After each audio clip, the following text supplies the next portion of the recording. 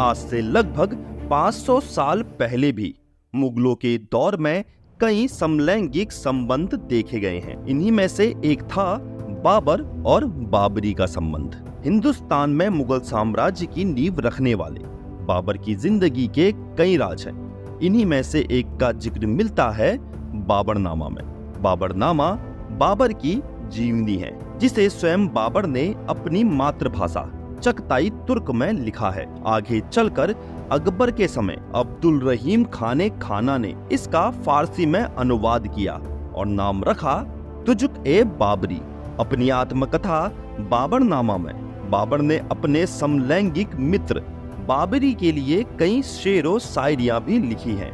तो चलिए जानते हैं बाबर के इस मित्र बाबरी आदि जान के बारे में। बाबरनामा से पता चलता है कि बाबर का निकाह आयशा नाम की राजकुमारी से हुआ था, लेकिन बाबर को निकाह में कोई दिलचस्पी नहीं थी। 1 से 2 महीने में बाबर पत्नी आयशा से मिला करता था। कहा जाता है कि यह मिलना भी बाबर की नानी के जोड़ देने पर होता था। निकाह के 3 साल बाद बेटी का जन्म हुआ, लेकिन मात्र 40 दिन के अंदर उसकी मौत हो गई। इस सदमे के बाद तो बाबर पत्नी आयशा से बिल्कुल अलग हो गया और एकांतवास में रहने लगा। इसी दौरान बाबर उज्बेकिस्तान के एक मशहूर बाजार से गुजर रहा था। तभी उसकी नजर 14 साल के एक लड़के पर पड़ी, जिसे देखकर बाबर आकर्षित हो गया। बाबरनामा में बाबर ने लिखा है कि कैसे 17 साल की उम्र में वह एक लड़के के प्यार में पड़ गया। उस लड़के का नाम था बाबरी आदि जानी। बाबर ने यह भी लिखा है कि उससे मुलाकात से पहले बाबर को वैसा आकर्षण किसी के साथ नहीं हुआ। एक रिपोर्ट के अनुसार बाबरी एक दास था, जिसे दूसरी जगह से पकड़कर लाया गया था और साल 1499 में बाबर ने उसे उज्बेकिस्तान के कैंप बाजार से छुड़वाया था। बाबरी के लिए बाबरनामा में बाबर लिखता है कि 14 साल के उस लड़के के लिए मैं पागल हो गया।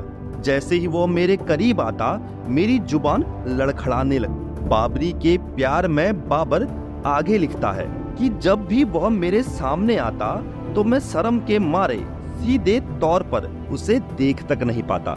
शर्म से मेरी निगाहें उसके सामने झुक जाती। बाबर ने अपनी पत्नियों की भी कई खामियों का जिक्र किया है। उसने अपनी पत्नी को लड़ाकू, जिद्दी और गुस्सैल बताया है। वह लिखता है कि अल्लाह सच्चे मुसलमानों को जिद्दी और लड़ाकू बीबियों से बचाए। इतिहासकारों ने भले ही अपनी रिपोर्ट्स में बाबरी आदि जानी का जिक्र बहुत कम किया है, लेकिन बाबर ने अपनी आत्मकथा बाबरनामा में कई बार बाबरी के लिए शायरियों के रूप में प्रेम जाहिर किया है। बाबर ने बाबरी को घुड़सवारी भी सिखाई और उसे अस्तबल का इंचार्ज भी बना दिया। बाबरनामा में लिखा गया है कि बाबर को अपने इस साथी से मिलने के बाद हरम की औरतों में भी कम दिलचस्पी होने लगी थी। कहा जाता है कि बाबरी से उसके संबंधों की बात इतनी दूर तक पहुंची कि नौबत बेगम आयशा से तलाक तक की आ गई। हालात इतने बिगड़े कि बाबर ने बेगम को तलाक दे दिया। हालांकि कुछ इतिहासकारों का यह भी मानना है कि तलाक की वजह बाबर की बड़ी बहन राबिया सुल्तान बेगम भी थी। 1507 में कुछ यूं हुआ कि बाबरी ने बाबर के किसी आदेश को नहीं माना, तो बाबर ने उसे अपने साम्राज्य से बाहर कर दिया। हालांकि 1522 तक वह फिर वापस लौट आया। 1526 में बाबर ने दिल्ली की गद्दी संभाली और भारत में मुगल वंश की स्थापना की। इसी के बाद साल 1528 में बाबर अवध की ओर अपना साम्राज्य बढ़ाने की कोशिश करने लगा। इसी दौरान बाबरी आदि जान की मौत हो गई। बाबरी की मौत की खबर बाबर के लिए बेहद बड़ा सदमा थी। वह बुरी तरह से टूट गया।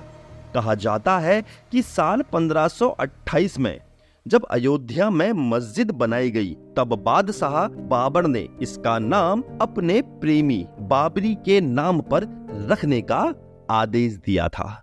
तो आपको हिंदुलॉजी फैक्ट का यह रोचक वीडियो कैसा लगा? अगर आपको यह वीडियो पसंद आया तो वीडियो को लाइक, शेयर और चैनल को सब्सक्राइब जरूर कर लीजिएगा।